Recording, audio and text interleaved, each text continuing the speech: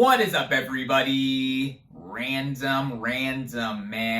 here, bringing you my review for the concert film Taylor Swift, The Eras Tour in one take. Why am I doing this review in one take? Well, first off, I'm too lazy to want to do the traditional thing where in most of my other reviews, I just film snippets and cut them all together. And also, I just was fresh out of seeing this movie, so I wanted to get my thoughts out here really quickly. And yeah, this is also a special occasion because it is a concert movie, and I have only seen and reviewed one other one here on my channel. The first one being 2020's Ariana Grande, Excuse Me, I Love You, which covered her Sweetener World Tour from 2019. And this is also not the first concert movie I've personally seen in the theater. That would actually be back in 2008, the Hannah Montana Miley Cyrus Best of Both Worlds concert tour film that I remember going to see. I was 10 years old. I was dragged to it. It was in 3D though, and that's the first 3D movie I ever saw in the theater back when they revamped the format with the new glasses that were not red and blue. And I remember watching the previews for the before the movie, I should say. There was a preview for the U2 concert movie, and when the screen went black after a certain moment, the 3D was fully in effect, and me and the rest of my audience audibly went, ah! So, yeah, and the concert film actually ended up being pretty good. But now with Taylor Swift, The Eras Tour, this has become such a huge deal because of the title singer-songwriter herself. So, to quickly get into what I think of Taylor Swift, if it wasn't clear from my intro, me having these two friendship bracelets that I made, I am a huge Taylor Swift fan. I am a super Swiftie. Maybe not as hardcore as some other ones, millions of them the world over, but I have been a fan of her music for most of her career.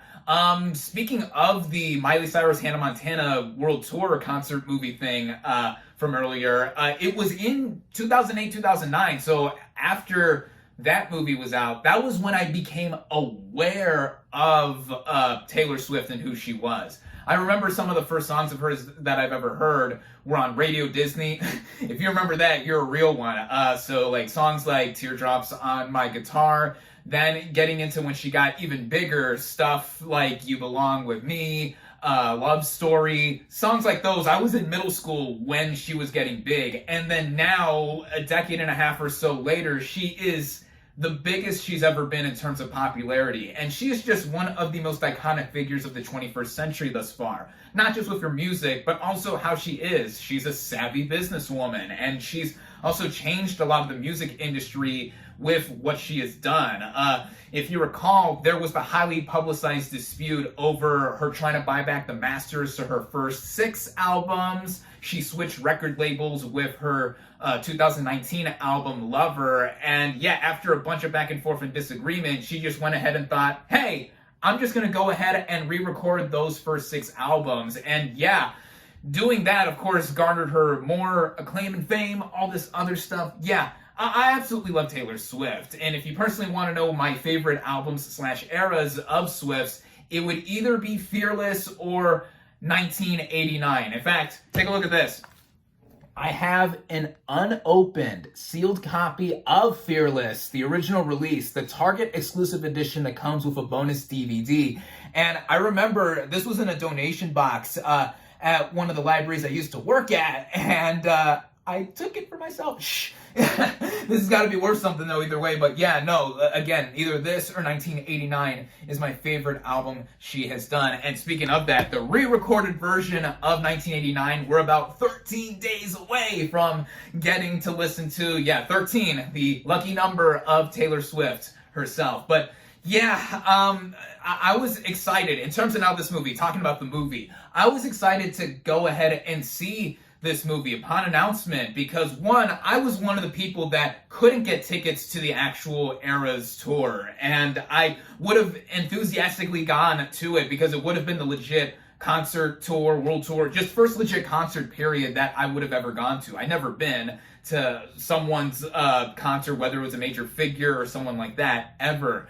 And now, given this opportunity, this is something that many people, fans like myself, are just overjoyed to see. And, you know, the whole marketing and gimmicky stuff around it, like the price of the tickets, adult tickets are $19.89, child and senior tickets are $13.13. Cute details like those are just something to really have us even more hyped to see the movie. And it's interesting, too, because this movie's release strategy, or the distribution for it, is unprecedented in that, well, Taylor Swift is releasing the movie herself through her production company. She's also a producer of the film, on top of course, starring in it. And, you know, this was amidst both the writers and actors strikes that were happening upon the announcement. Thankfully, the writer's strike has ended, but the actor's strike is still ongoing, and hopefully that can get to a resolution soon. So Swift, being the smart businesswoman that she is taking advantage of, you know, the marketplace of movies, in that not a whole lot, depending on who you are. Of course, there are movies out there to still see.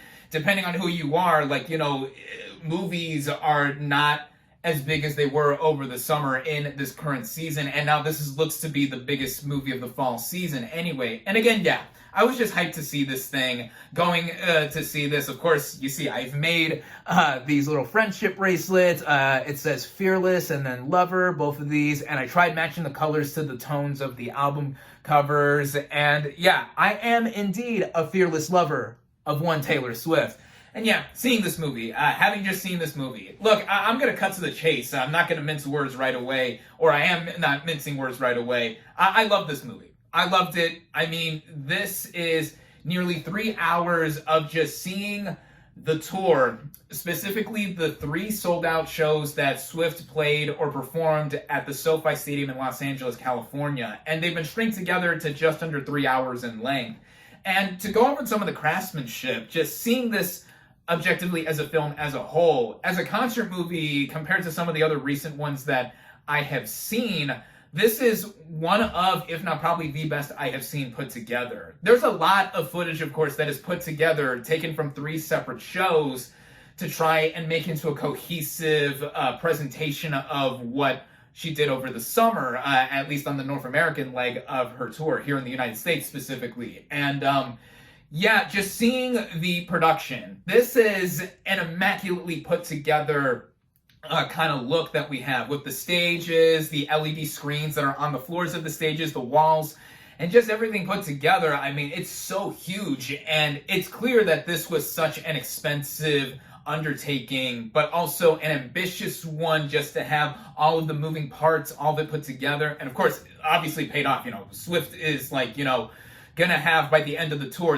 is still ongoing. By the end of next year, when it is over, it will be the most profitable concert world tour, I think, of all time, something like that. But seeing how it looks all together, and seeing also that there were multiple cameras used to shoot this thing, it's actually a little hard when watching it to see the cameras itself, which is a great thing, of course, because they're super stealthy going around. Multiple cameras rigged up everywhere. We cut between the action or the actual performance on stage with Swift and her backup dancers, backing vocalists, bands, all of the crew involved, and then the reactions of some audience members in the rest of the stadium. It's so grand in scale. It is sheer spectacle just to see. And the way it begins, the movie begins with a countdown timer of 13 seconds down to 0, and then we zoom in from either helicopter or drone shots into the stadium, and the movie begins with Lover, the Lover era, and then it goes after to Fearless. I didn't even realize it when I was making these bracelets, because these were the 2 that I was able to make in the short time that I had at work before I went to sleep last night, coming home from work, going to see this movie this morning. Yeah, it was unintentional. But yeah, we go through one by one the eras of Taylor Swift's career for albums, and the seamless transitions to one another, at least in the way it was all cut together, really led us into what we were seeing in such a way that the energy is kept up. There are peaks and valleys in terms of the energy too, because Swift is a versatile singer-songwriter. She has bounced around different genres. She, of course, started out with her self-titled debut album, Taylor Swift, and then also Fearless on the more country side as a country artist. And then by the time she reached 1989, she went full-on pop. So seeing the evolution of her music, even though it is scattered in the presentation of this film, is something to see because she is able to do the big pop hits that have lots of airplay over the radio and stuff like that, to where, yeah, people know her name with her big, loud songs. But then also there's the side of Taylor Swift that is much more intimate and a lot more tender. And that's reflective in some albums like the Folklore and Evermore albums, the 2 Pandemic albums she did back in 2020. And the way the movie is spaced out and paced and edited, we do get waves, basically, going from like the big opener of the Lover album, then going a little bit more into the intimate or softer countryside that she did with Fearless, although there's some big pop-ish hits from that album. It just goes back and forth like that throughout the entirety of this film. And I think that was a good way to balance out watching the film, to see how, yeah, it's 2 hours and 45 minutes, just about, including the end credits, which I did stay all the way for.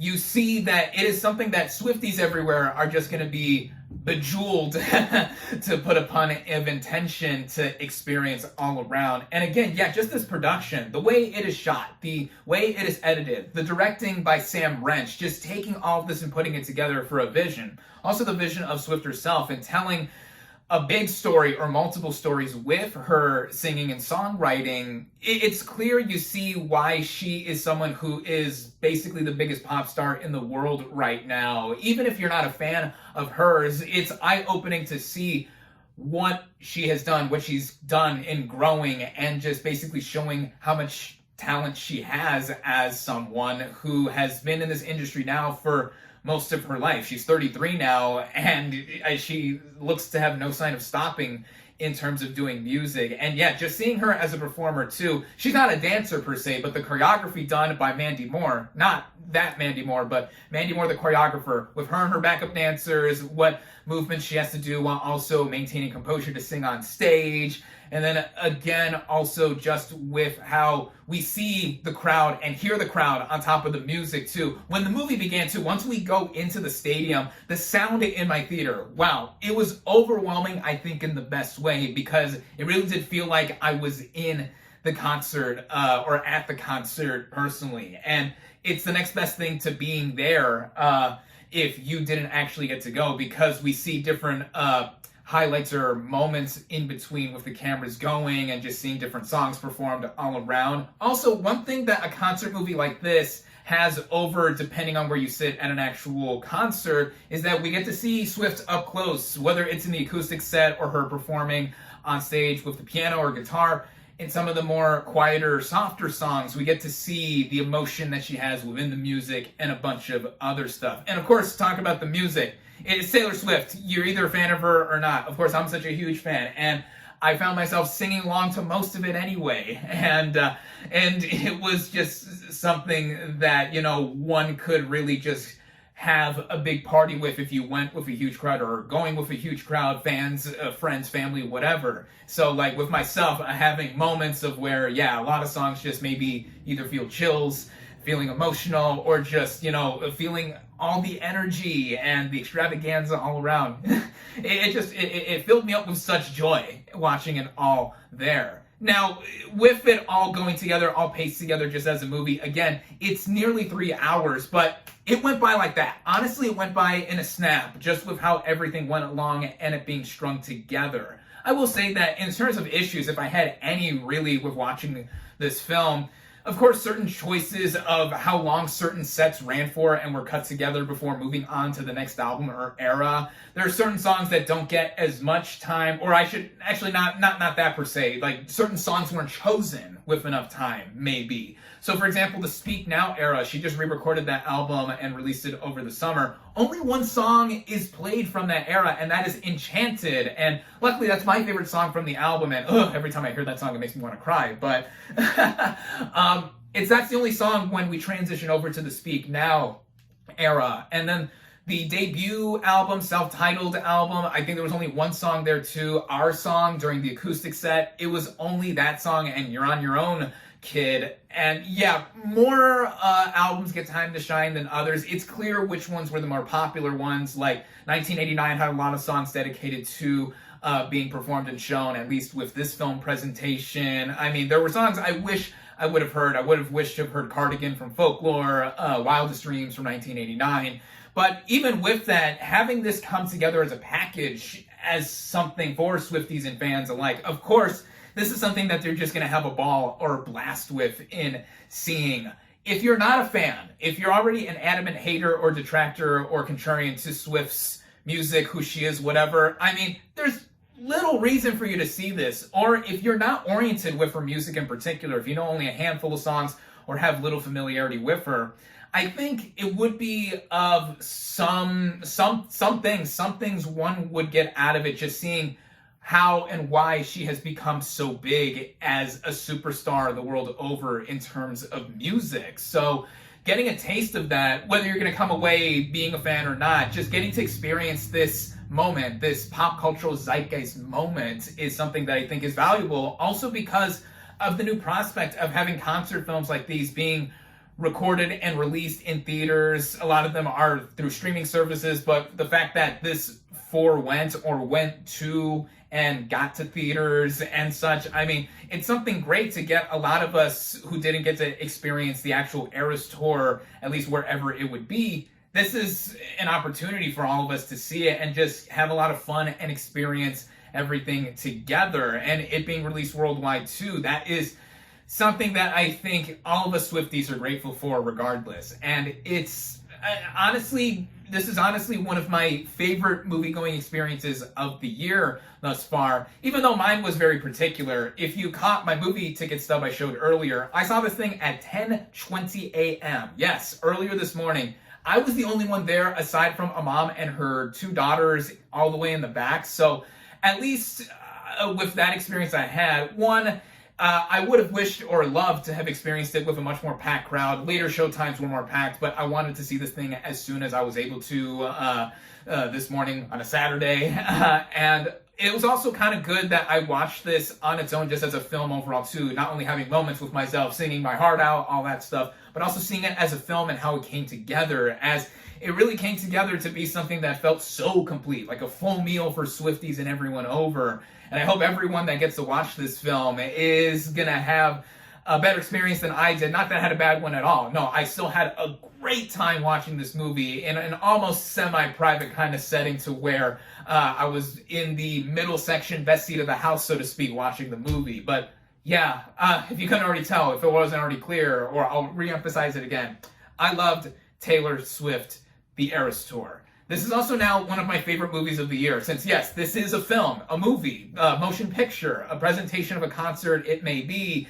This is one of my favorite movies of the year thus far, and it's in similar technicalities in terms of counting it like the Hamilton film that dropped on Disney Plus in 2020. That was one of my favorite movies that year. So far, Taylor Swift, The Eras Tour is one of my favorite movies of the year as well. And yeah, I highly recommend it to anyone, honestly, not just Swifties, and those that are open to want to experience or see why Taylor Swift has amassed millions and millions and millions and millions and millions of fans and dollars and so much popularity over, just to get a taste of that. It might be a lot for those watching it for nearly 3 hours, but it is a spectacle Swifties will be, again, bejeweled to experience all over. So now, final verdict. In terms of my final verdict, I'm going big with this. I'm going to go 4.5 out of 5 stars. Again, I love this movie. One of my favorite films of the year thus far. And yeah, thank you, Taylor Swift, for everything you've done. I can't wait to hear the re-recorded version of 1989, or your version, I should say. And then more music, whatever is going to come out later on with your career. I'm here for it. Yes, thank you, Taylor Swift. I love you. We all love you. So, thank you all, as always, for watching. Be sure to like this video, comment on what you thought of Taylor Swift, The Eras Tour, social media links in the description. Subscribe to my channel for more, and I'll catch you on the next movie review.